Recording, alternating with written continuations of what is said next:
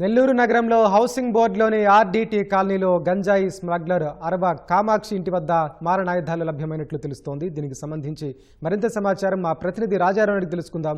రాజారావు, చెప్పండి, మారణాయుధాలు లభ్యంపై తాజా సమాచారం ఏంటి?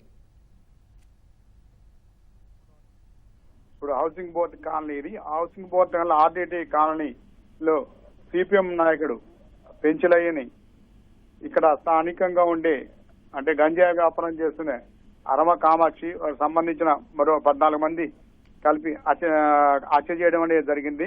అంటే ఈ పెంచులయ్య సిపిఎం నాయకుడు ఈ స్థానికంగా ఉండే స్థానికులు కూడా ఆయనకి ఇక్కడ ఉండే సమస్యని ఆయనకి తరచూ వివరిస్తుండేవాడు. పెంచులయ్య ధైర్యంగా ఇక్కడ ఉండే గంజాయి బ్యాచ్ అందరికి కూడా కొంచెం హెచ్చరికలు చేస్తూ గంజాయి అమ్మిన వాళ్ళ మీద పోలీసులకు సమాచారం ఇస్తూ దీన్ని నిరోధించడానికి చాలా తీవ్ర ప్రయత్నం అనేది, అంటే ఒక సేవా కార్యక్రమాలు చేయడంలో కూడా మంచి పేరు ఉంది ఇక్కడ పెంచులయ్యకి.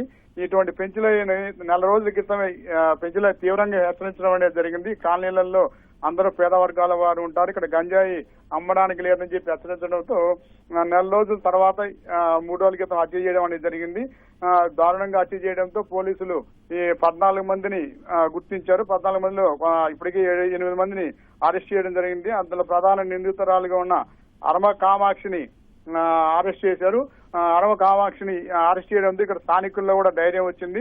దీంతో స్థానికులు, సిపిఎం నాయకులు, తెలుగుదేశం పార్టీ నాయకులు అందరూ కార్యకర్తలు కలిసి వచ్చి రాత్రి ప్రొక్కులైన్తో అరవ కామాక్షి సంబంధించిన దాదాపు 5 ఇళ్లున్నాయి. ఈ 5 ఇళ్లలోనే ఈ గంజాయి నిల్వ చేయడం కానీ, అదేవిధంగా వాళ్ళ అనైతిక కార్యక్రమాలు అన్నిటికీ కూడా అడ్డాగా వాడుకున్నారు.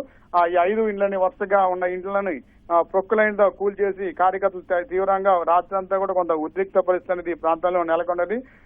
ఈ ఇల్లు కూడా మొత్తం కూడా కూల్చేశారు. అయితే కూల్చి తెల్లవారుజామున ఈ రోజు ఈ ఇళ్లలో వెతికితే ఇళ్లలో కొన్ని మారణాయుధాలు కూడా బయటపడడం అనేది జరిగింది. ఆ మారణాయుధాలకు సంబంధించి పోలీసులు కూడా ఇప్పటికే అంటే దాదాపు నిన్ననే కొన్ని 25 కేజీల గంజాయి మరికొన్ని కూడా స్వాధీనం చేసుకున్నారు. ఈ రోజు మారణాయుధాలు కూడా కొన్ని లభించాయి, రాడ్లు, కత్తులు ఇలాంటివి. వీటికి సంబంధించి కూడా పోలీసులు మరింత విచారణ చేస్తున్నారు.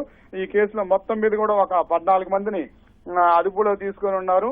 ఈ 14 మంది అదుపులో తీసుకోవడంతో స్థానికుల్లో కూడా కొంత ధైర్యం నెలకొన్నది. అంటే ఇది కేవలం ఈ ఆర్డీటీ కాలనీలోనే ఒక అడ్డాగా చేసుకుని ఈ కామాక్షి సంబంధించిన గంజాయి బ్యాచ్ అంతా కూడా అనేక నేరాలు కూడా ఇక్కడ చేశారు. వీటన్నిటి మీద కూడా విచారిస్తున్నారు. అయితే ఈ రోజు పెంచులయ్యకి హత్య చేయడానికి నిరసనగా తెలుగుదేశం పార్టీ నాయకులు అందరూ కూడా తీవ్ర నిరసన తెలుపుతూ బంద్ కూడా నిరసన కార్యక్రమాలు కూడా జిల్లా ఉన్నారు.